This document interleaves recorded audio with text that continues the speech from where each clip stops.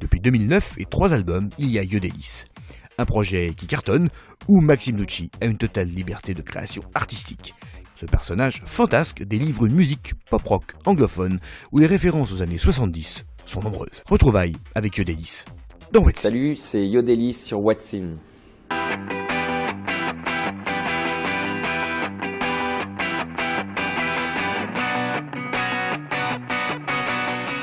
Yodelis, j'avais très envie en fait de faire un projet qui soit un projet de scène avant un projet de disque en fait. Et Yodelis m'a permis de faire ça. J'étais pas dans des grandes projections en me disant tiens j'aimerais que ce disque il ressemble à ça ou à ça ou à ça. Je me suis juste laissé bercer par mon inspiration et mon humeur du moment, mais c'est vrai que j'avais envie de faire un disque qui soit taillé pour la scène et je suis hyper content de faire de la scène avec d'ailleurs.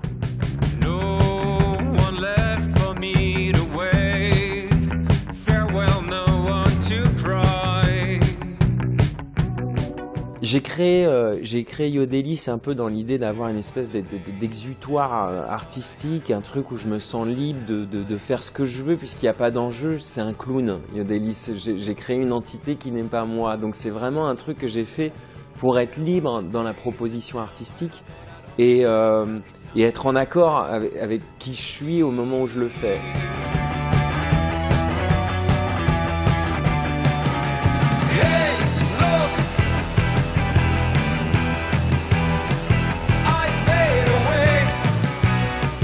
Le premier album de Yodelis, Tree of Life, c'était un album plutôt nostalgique, mélancolique, sur la nostalgie de l'enfance, sur les projections qu'on fait de la vie et finalement telle qu'elle est vraiment ou telle qu'on l'apprend en tout cas.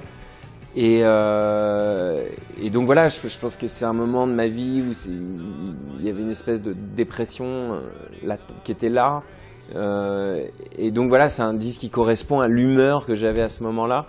Le deuxième est un peu plus barré dans le lâcher-prise, c'est entre deux tournées, on avait 3 semaines, on s'est enfermé dans un studio sans réfléchir, boum, on a enregistré le deuxième.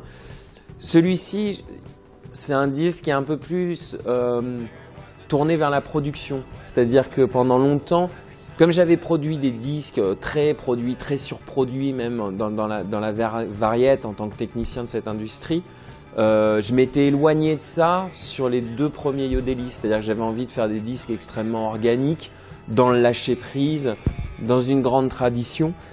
Avec Square Eyes, donc le dernier album, j'ai retrouvé un peu l'amour de la production.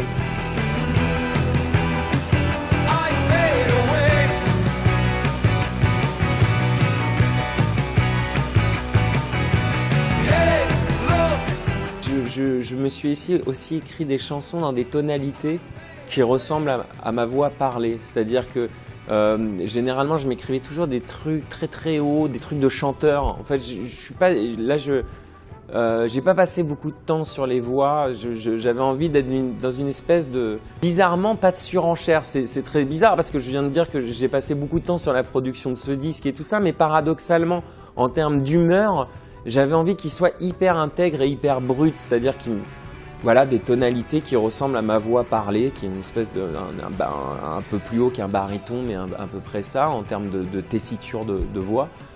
Et donc voilà, donc je pense que c'est un peu ce qui donne ça, et être dans la narration, dans l'interprétation, plus que dans l'exigence technique du chant.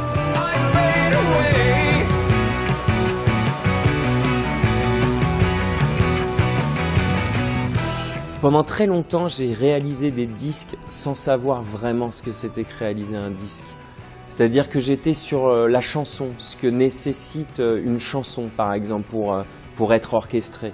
Alors que le plus important, c'est l'artiste, c'est l'interprète, c'est celui qui va interpréter ces chansons. C'est en fonction de lui, de cette voix, qu'on va faire tel ou tel arrangement, qu'on va produire beaucoup ou pas beaucoup, qu'on va faire tel son ou pas tel son. Enfin, depuis Yodelis, et même avant ça, je crois que c'est sur l'album Lunatic de Jennifer où j'ai eu une espèce de déclic où je me suis dit, parce que j'avais passé beaucoup de temps à produire ce disque, où je me suis dit, en fait, j'essaie maintenant de penser les disques plus en termes de voyage et de faire une proposition artistique d'ensemble et plus être à la quête d'une chanson. No one left.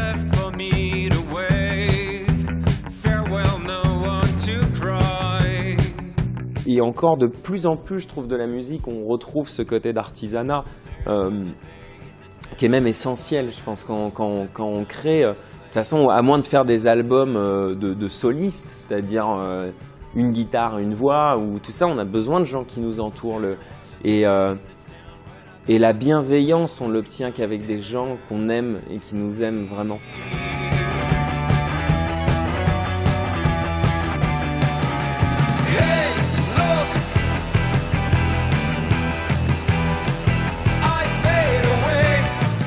Pour l'instant, je réinvente plutôt les anciens, mais pour l'instant, je suis très proche du disque.